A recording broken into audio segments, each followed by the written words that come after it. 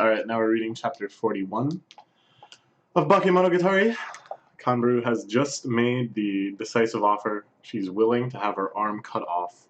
The other possible solution to this whole monkey's arm crisis, simply chop the arm off. She thinks it's kind of a fair deal, given that she was out to kill someone. But Araragi isn't having it. Like hell you can give up. A wish is something that comes true using your own strength. Your mother entrusted you with that mummified demon with that in mind. That's why don't make that face. Don't make that dark, gloomy face. And yeah, in the last chapter we saw for the very first time the face underneath the hood. The face that Kanbaru was making this whole time as she fought Araragi. Sometimes we thought, you know, she was really trying to kill him. Sometimes we thought it was entirely just the demonic possession. But in the end, it was grief she was feeling. Araragi, too, making a pretty anguished face. This is my face, isn't it? Ah!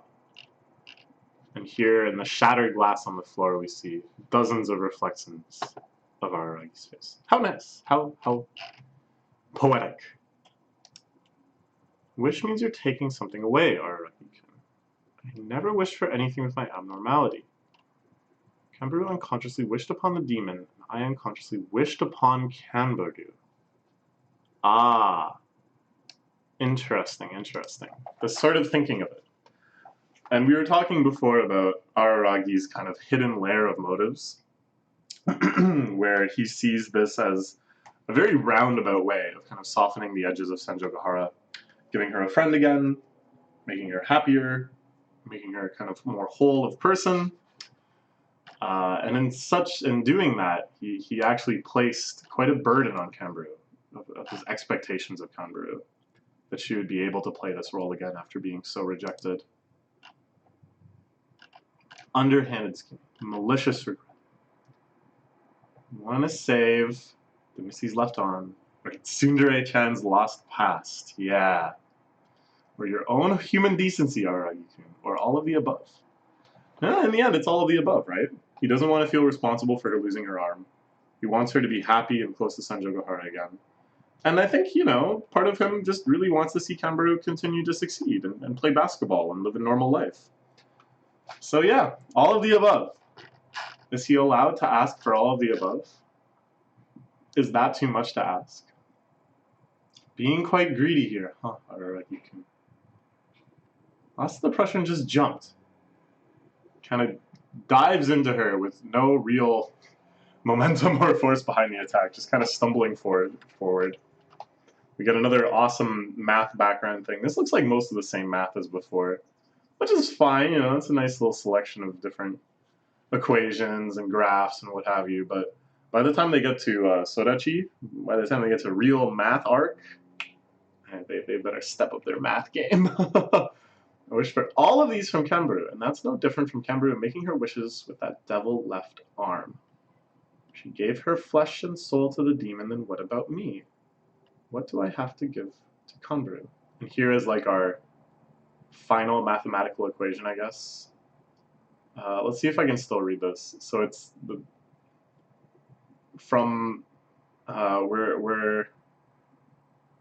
we're integrating from infinity to 0.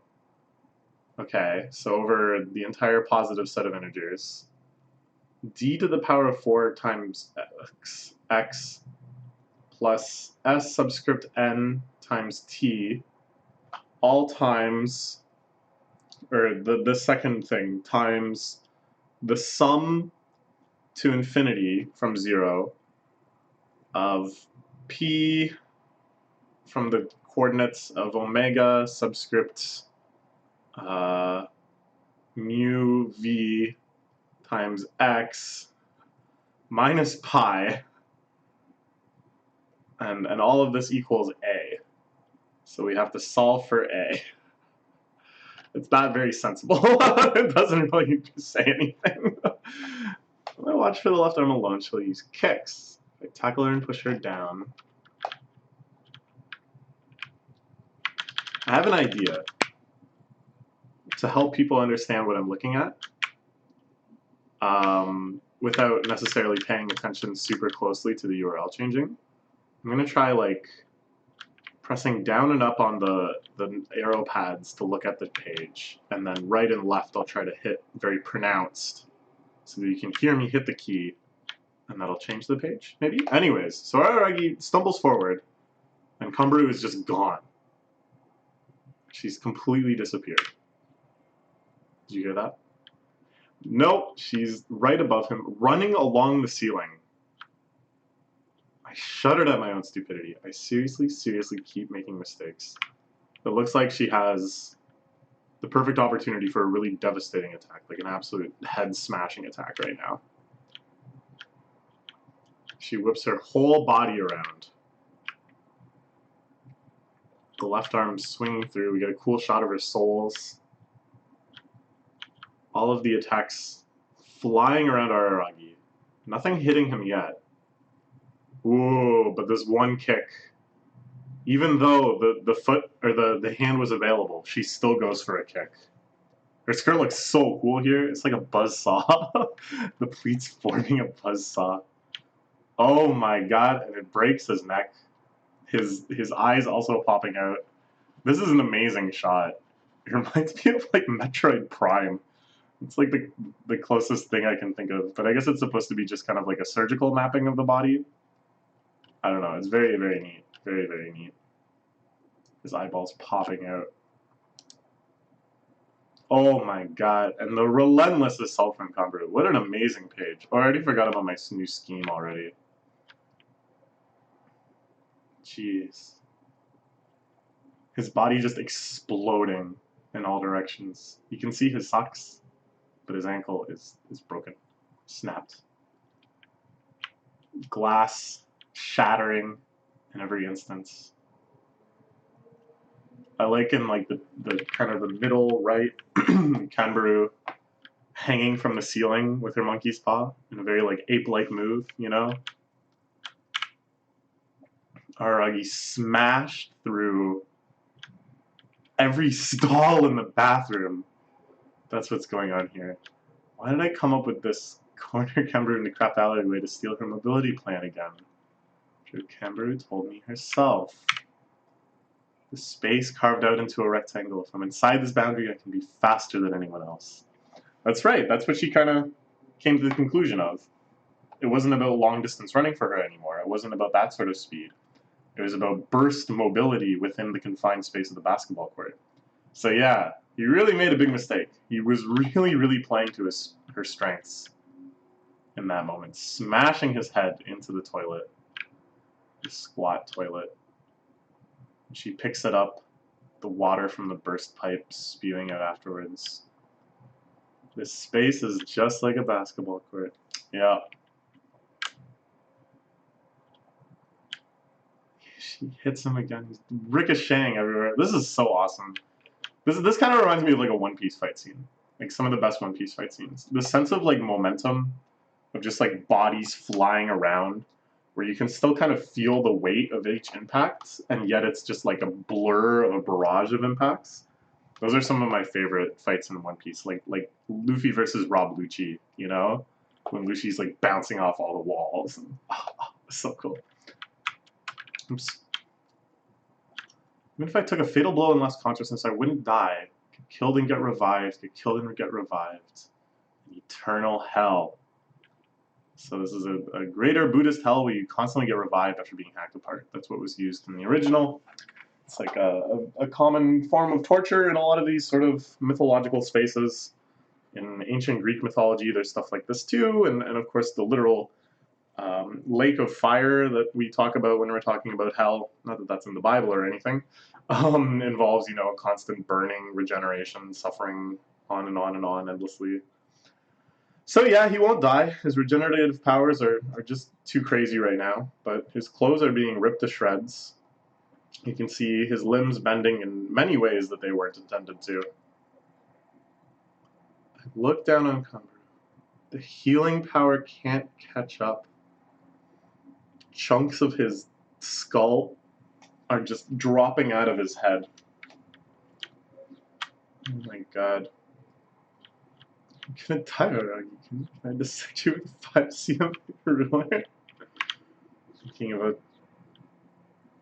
Senjogahara. Shuddered again, 5 centimeters. The word sounded way too real, but no. Oh my god. Kirai. I know this kanji. I think it's pronounced Kirai. This is a terrifying, terrifying page. Don't even know what I can say about it. It's truly horrific. Hate, hate, hate, hate.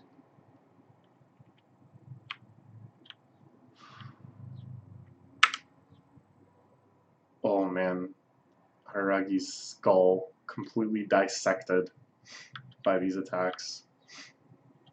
She punches straight through him. Looking like Akainu up in here. Yeah, the kinetic force of these scenes is just insane. I'm so impressed. Just the way they convey like the momentum of her body is unreal. And you can see her face now emerging from underneath the hood. It's her hate. It's truly Kanbaru's hate that's coming through here. I finally realized my greatest mistake. That's right. I never should have made my wish using Kanbaru.